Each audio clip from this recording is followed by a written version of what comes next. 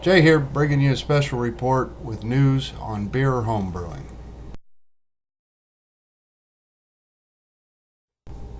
Okay, I've just got back from Homebrew Day. Had a wonderful time this year. It's always a good time. This year, our local one was in Coatesville, Ohio.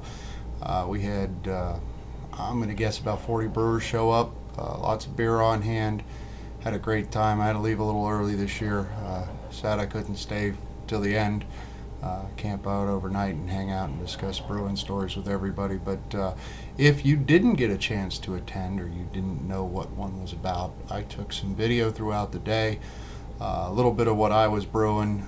Some other guys, they had some really nice equipment out there. I let them tell you about it, and just kind of a quick overview over it. So if you were there, I like it, give it a thumbs up. If you weren't, like it, give it a thumbs up. Make sure you try to find one near you next year so that you can come out and talk to the brewers and maybe brew a batch yourself and share your beer and hang out and have a good time, because that's what it's all about. Well, it's National Homebrew Day. I've got my little area set up with my little mobile brewing kit here.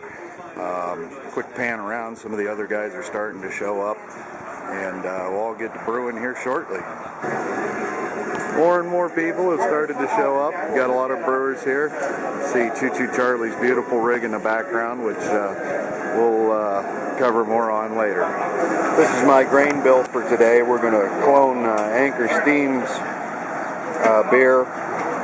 It's 9 pounds of base malt and 1 pound 2 ounces of 40 Love Crystal malt. It's kind of the calm before the storm. All the brewers are pretty much here. There'll be a few more drifting later. First boil over of the day. You can see the mess under the kettle, all the foam on top. Things happen when you're brewing. What's that? I did my modified batch sparge, where I pretty much just put the hot water in the mash tun to take it up to 170 degrees with the proper amount of water that I want for the boil, minus what the grain absorbs. I've got my pot there waiting to be filled, and I've got my little cup here, which is going to filter out my beer. The first couple of runnings out of the mash tun, you get some chunks and things that you want the grain bed to be able to filter. So we run it through a couple of times into that cup till it starts running clear, then we'll start filling up the boiling kettle there. As you can see, now we're filling the boiling kettle up with the wort. Real quick here. You see it's draining out of the mash tun. It's got a nice golden color to it. Should be, it actually looks like it might be a hair light for the Anchor Steam that we're trying to clone, but we'll see when it's all said and done. We got to boil 1.5 gallons of clear water out of it yet, so it may clean up and darken up just a hair, but that'll be seen. Thanks. As you can see, my grain bed's dry, and over at my kettle, I'm right where I want to be for boiling. So we'll start the boil now. I did actually have to add about 1/3 gallon of water to get it to my boil point. My calculations must have been a little off for today, but you can always add water. It's harder to take it out than it is to add it. This is just a little sample of what we share at Brew Day. As you can see, there's just kegs and kegs and kegs and this kegs. Is one of the prettiest rigs at National Homebrew Day. It's made by a guy we affectionately call Choo Choo Charlie. He's pretty good at making choo-choo sounds. This is him over here. He's going to explain to you how his rig operates.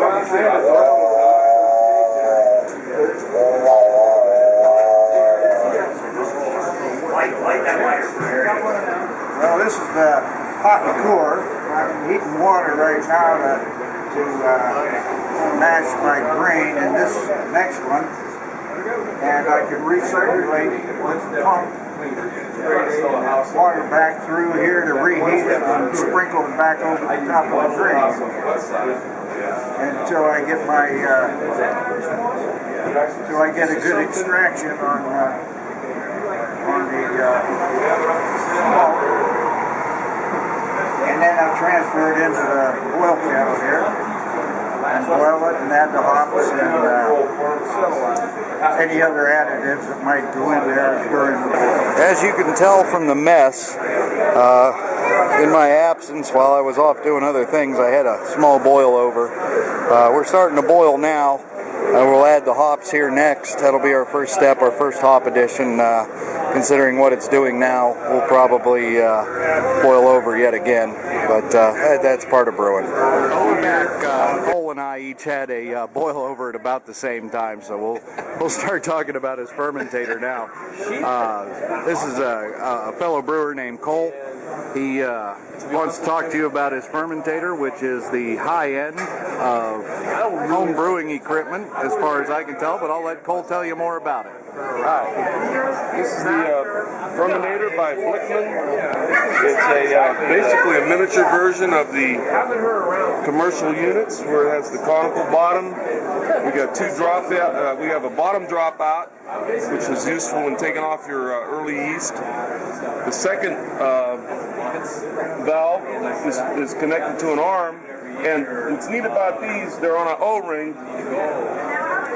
You can spin them, and wherever I spin it, it's oriented with the arm inside. In other words, when I'm finally taking my beer off from my keg, I can follow the clear beer down to where I hit yeast and then stop right at that point. The bottom one obviously is fixed. The top has an O seal, and this